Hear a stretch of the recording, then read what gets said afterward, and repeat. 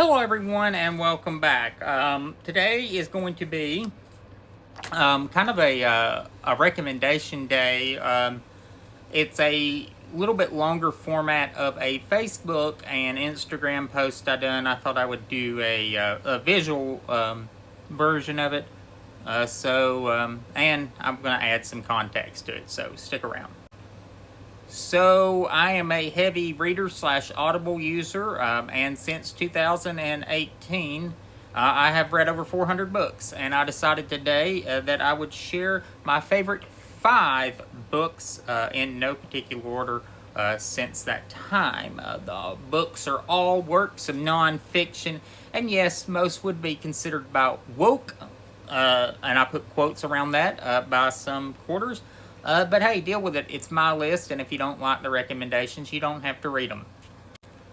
So the first book is The Republic for Which It Stands, the United States during Reconstruction and the Gilded Age, 1876 to 1896 by Richard White. If you want to know why I grimace every time I hear Donald Trump mention America's golden age, this is a good book to read. Why I grimace when I hear that term, and also why it's maddening to me that some people apparently want to return to the Gilded Age. Here's a spoiler alert. The Gilded Age is not good for anyone except the most elite, okay? And right now, that would be the billionaires. And even all of them will not get out unscathed if we return to a Gilded Age style of government, a Gilded Age style of society. So this book does a really good job at examining that period and the rise of the ultra-wealthy, the robber barons, the effects of the end of Reconstruction on the country, and the eventual end of the start of the Jim Crow era. It doesn't really delve into it because it ends in 1896, but he covers the beginning of the Jim Crow era, and it's a really good book. It covers the Indian wars and conflicts really well, and shows how the nation exterminated and performed ethnic cleansing on the Great Plains. The next book that I am going to recommend is called Race Against Time. A reporter reopens the unsolved murder cases of the Civil Rights era by Jerry Mitchell. In the South for too long, a white man could kill black people with impunity and walk free. It wasn't because of a lack of evidence. It wasn't because of a lack of suspects. It's because the society of the South viewed the lives of black people as not being valuable. Jerry Mitchell has done noble work in shining the light on these cases in which justice is finally, at long last, in some cases, beginning to be served. The book will make you angry, but it will also make you hopeful about the American justice system. So, really good book.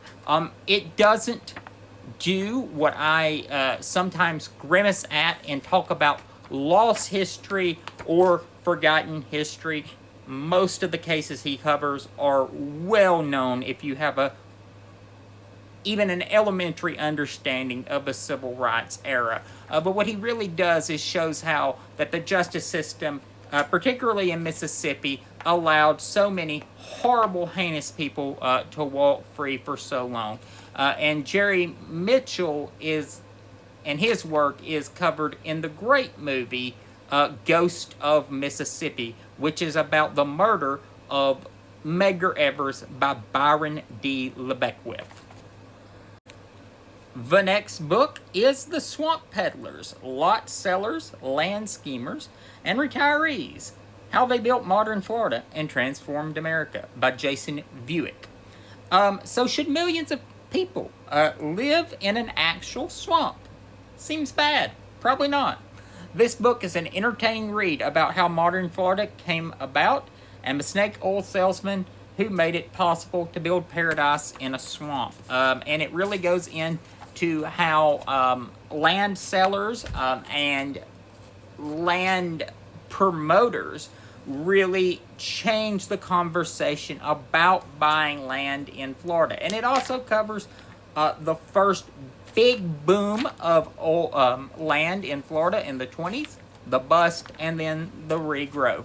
This is a really interesting book if you kind of want to understand modern American politics, in my opinion, and how Florida has begun to play such a prominent role in American life. This book's a good primer on that. I find it to be highly entertaining and a great book to understand modern thoughts on where to live and other things.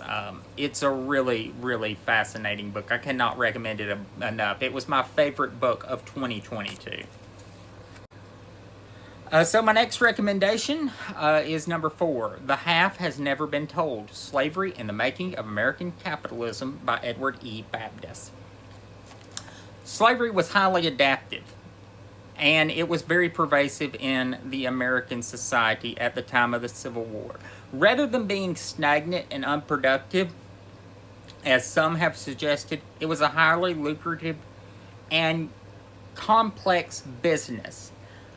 This is a revolutionary work of history, and it's really changed the discussion in historiography about slavery, the business side of slavery, and other questions connected to it. So this book is really good. I think anyone who wants to understand the complex nature of slavery and how it adapted over time should read this book. And finally, Slavery by Another Name, The Re-Enslavement of Black Americans from the Civil War to World War II by Douglas Blackman. This book will make you angry and sad. This is not a happy work of history. It exposes the dark underbelly of industrialization of the South, and really, in my opinion, lays to rest the argument that slavery would not have survived industrialization, because it did. It just had another name. And it's also why the recent executive order targeting the homeless using the phrase vagrancy shocked my conscience. So this book is a hard read. I think you should also read it in connection with The Half That Has Never Been Told. Read The Half That Has Never Been Told, then read this book by Blackman, and see if you come to the same conclusions that I did. It's a really hard book. It shows how the law of the South, after the Reconstruction ends and the Redeemer government's begun to take hold, and you have the Supreme Court rulings in the Plessy v. Ferguson, the slaughterhouse cases, really amped up discrimination.